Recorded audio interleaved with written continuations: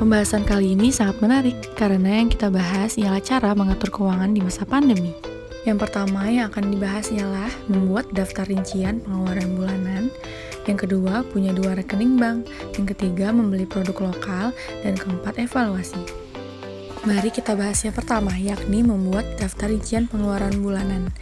Nah, sebisa mungkin kita mencatat dan memperkirakan seluruh pemasukan dan pengeluaran kita. Nah, untuk itu caranya cukup kita membuat jurnal pribadi agar kita dapat menggunakan uang dengan seefektif dan seefisien mungkin.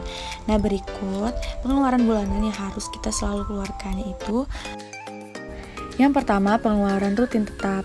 Nah, ini biasanya pemasukan kita sebisa mungkin harus menyisihkan untuk kita bersedekah sebesar 2,5% karena itu adalah hak fakir miskin atau anak yatim yang berhak menerimanya. Untuk selanjutnya, kita bisa menginvestasikan uang kita, lalu kita bisa membayar premi asuransi. Asuransi di sini ialah untuk jaminan hidup, kesehatan, rumah, dan mobil.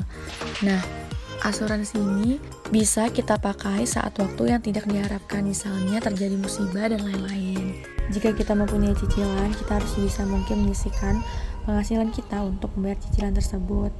Nah, selanjutnya ialah belanja. Nah, 50% kita bisa menggunakan uang untuk belanja bulanan. Selanjutnya 30% ini untuk gaya hidup.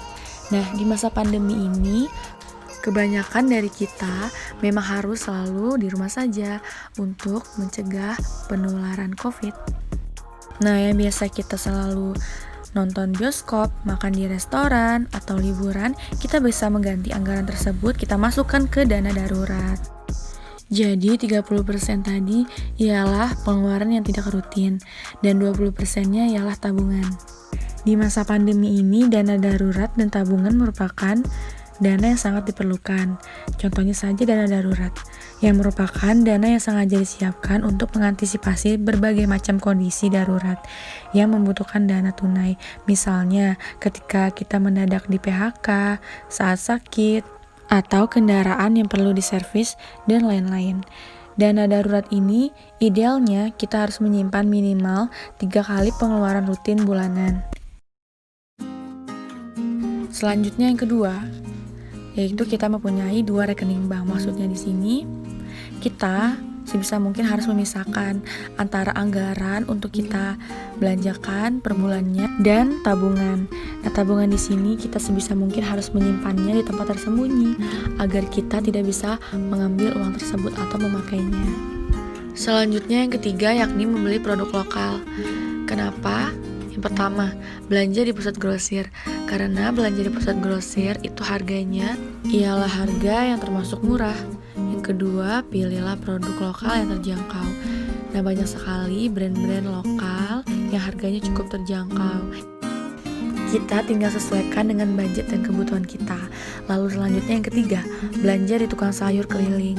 Dengan membeli ke tukang sayur keliling, tentunya kita cukup di rumah saja.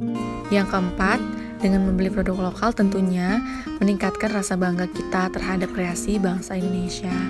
Lalu yang kelima, dengan kita membeli produk lokal tentunya kita terlibat dalam memperluas lapangan pekerjaan. Dengan kita selalu membeli produk lokal tentunya akan meningkatkan ekonomi Indonesia. Tentunya para pekerja-pekerja di Indonesia, para wirausaha di Indonesia, pendapatannya dapat terus meningkat. Apalagi di masa pandemi ini, kebanyakan omset-omset penjualan itu menurun. Belanjalah barang-barang yang memang dibutuhkan dan jangan berlebihan.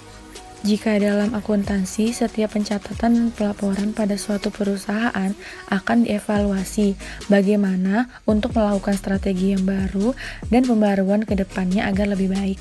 Nah, tetapi dalam penerapan akuntansi untuk kehidupan yang sehari-hari bisa melakukan evaluasi agar kita bisa menekan biaya pengeluaran yang tidak perlu supaya lebih efisien dan efektif.